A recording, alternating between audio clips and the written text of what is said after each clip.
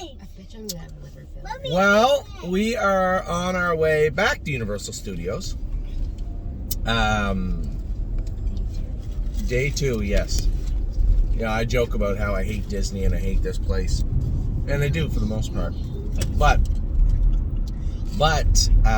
to be quite truthful, it was fun yesterday. You know, it's just such a weird time of year for me. I'm so focused on a million different things, I forget to focus on having fun sometimes. So it was nice to get away yesterday and just relax.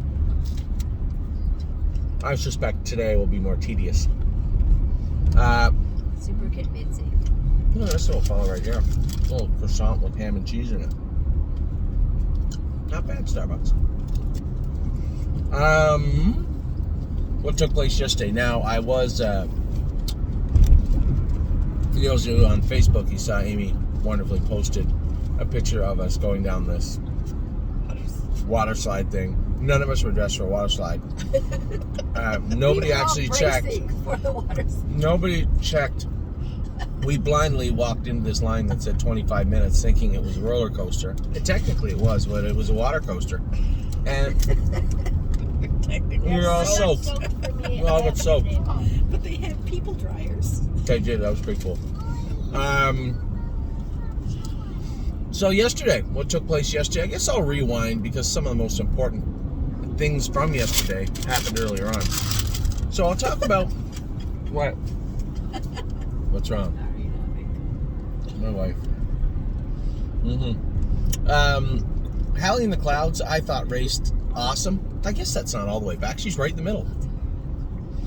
A rare poor mile from Texong Soprano. And just watching him, he didn't get off the gate well. He didn't follow well. He looked very disinterested in his mile. Now, Megan scoped him after. There was an ulcer on his palate, some bruising. I hadn't talked to Mark directly about the race. Certainly didn't look to me like he choked him, but he did grab him, I guess, coming off the car. It's possible. But I guess the first question I would have is why would he have to grab him coming off the car? Because he usually leaves really quick, and he didn't last night. So just not a good night for Texong Soprano. I'm sure he'll bounce back because that certainly wasn't the horse that we've come to know for sure. And then earlier on, I thought Delicious Stone raced great. Now here was the lead up to Delicious Stone. So he was off 13 days, race to race. We were planning on training him Saturday. The vet was going to come in, give him Lasix. This was going to be as the day before he gets on the truck to go to Megan. Everything was working well, and then they closed the track because of the snowfall. They got a ton of snow on that Friday night, and they just closed the track, so there's nowhere to train him Saturday or Sunday. Now Monday, there wasn't much point in saying, "Hey, ship him all the way to the Yonkers, down to where Megan is, and then train him hard." You know, you're looking at either training him not on Lasix, which I wouldn't recommend because he's a bad bleeder, or training him on Lasix 72 hours before a race. It just didn't make any sense. So Megan and I talked about it, Jason and I talked about it, and it just made all the sense in the world. Just, hey, bite your tongue and go in on 13 days, which is not ordinary, right? And I didn't know how he'd race. You know, he'd older horse. He raced on a pretty strict schedule leading up to that. Would 13 days be the end of the world?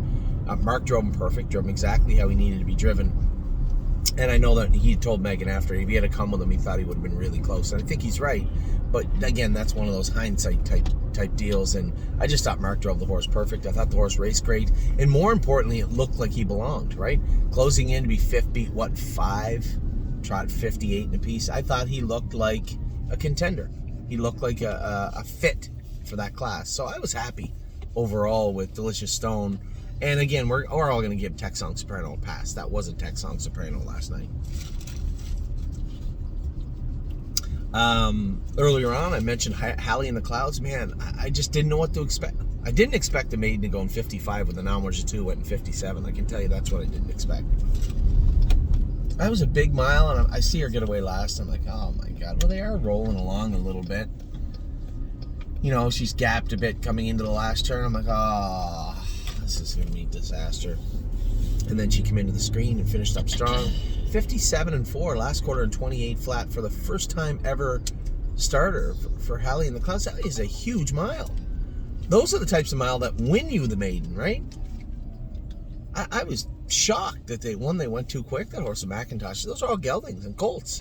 I think you said she was the only filly in the field, eh? You didn't check I the other didn't ones? confirm. Yeah. The top 3 were boys. Yeah. So I mean, she's racing against colts and And one was geldings. a 4-year-old. Now, McIntosh's horse was also a first-time starter, but the other horses had vastly more experience than either of those. And we're never going to see McIntosh's colt. It's a gelding. Maybe a stud, not sure.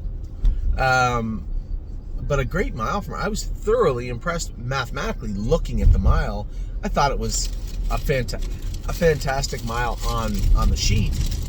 Looking at her race, yeah, she didn't really get into the action, but how can you ask her to? They're going too quick. That was a very, very good mile from Hallie in the Clouds and a great start to her career. So it's the only time you're going to find me be super ecstatic about a 7th place finish in a horse's first lifetime start. I thought she raced really, really well. Now you rewind to the earlier part of the day. Mom and Dad's horse, Irish Ray, outside. He didn't race that good.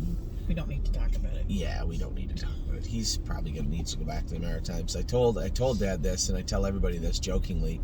You know, you export potatoes, not horses, for the Maritimes. It's hard. There are some really good horses that come out of the Maritimes.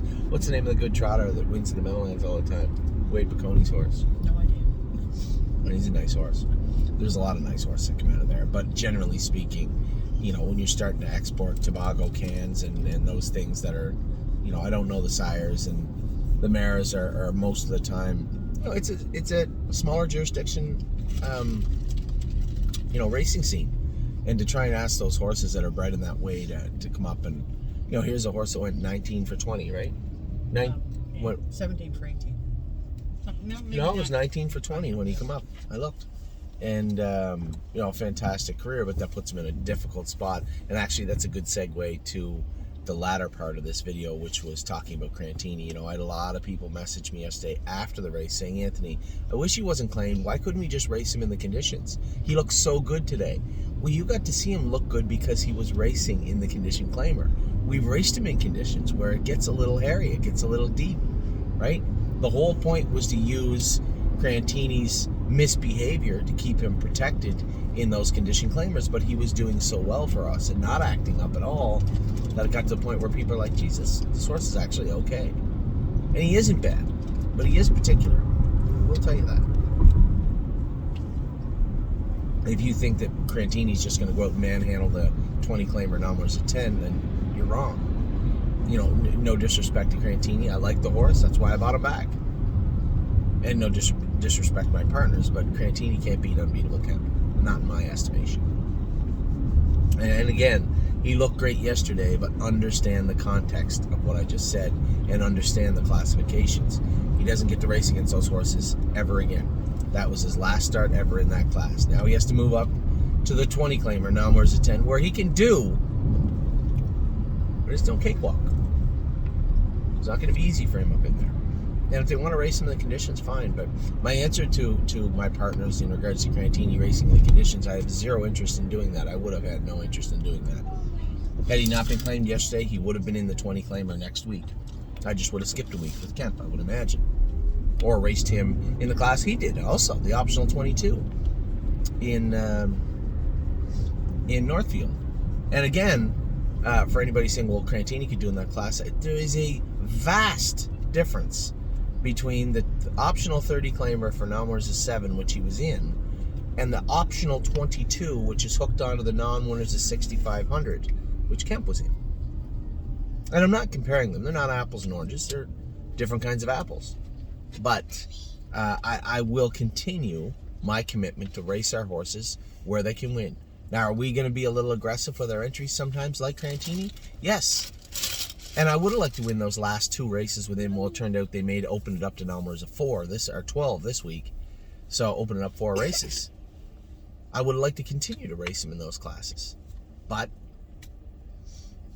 if we're going to put our horses in where they can win all the time, especially these horses that are in claimers, they're going to get scooped once in a while. And that's just racing. And I'm unapologetic about that because that is who we are right now. We are going to be an aggressive stable, putting our horses in where they can do it. If that is a claimer, then that is a claimer. And in my estimation, in my humble opinion, Crantini would not be the same Crantini in the non-winners of 6,500 or 9,000 or 12,000, wherever he'd have to race. Can't beat Unbeatable Kemp. He can't beat Stay Close. I don't believe he can. But I believe the new owners are probably going to have to prove us wrong, because that's where they're going to race him. They just claimed a horse that they think is a killer. And they're going to try and race him in the conditions as first start, I'm sure. Or in that optional 20. But I suspect they'll try the condition route with him first. So, I don't want to see the horse go because I like him. I liked him when everybody thought he was dangerous, thought he was crazy.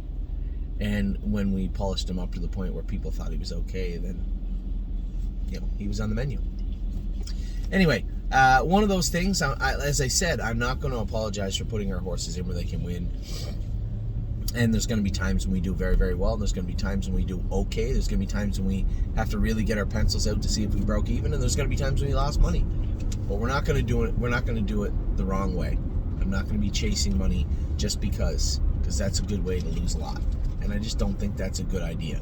I don't mean to drift into the business lane, but I'm not going to potentially put us in a position we shouldn't be in. Did I just miss something? I did. Jesus. You shouldn't be driving. Well, I was talking. I know it's a red blinker. I know. I'm well aware. I see it. It didn't cost us too much at all. There. Fixed. I fixed it. So when it comes to the week at hand, I'm going to try and again let down my guard and have some fun today with the kids and Amy and Granny.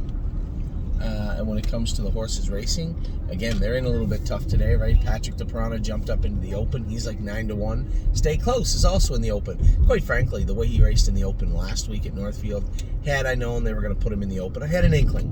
But had I known he was for sure going to be stuffed in the Open at the Meadows, I probably would have just put him back in the Open at Northfield Park. So it's nice to have that versatility with Stay Close, and quite frankly, we never had that before with him. So again, I'll be watching this situation well, but good luck to Rich Warren. He drove Patrick well last week, and No Free Lunch, he had him in the right spot. He just wasn't No Free Lunch for us yet again, and hopefully he will be today. So we'll see how all of this plays out. I'm going to be watching it here from Florida. We got our second last day Friday. We leave Saturday or Sunday? We leave Sunday.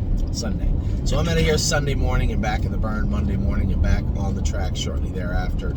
But I will be watching everything today, tomorrow, the rest of the weekend. I wish everybody a lot of luck, and I will talk to you all very soon.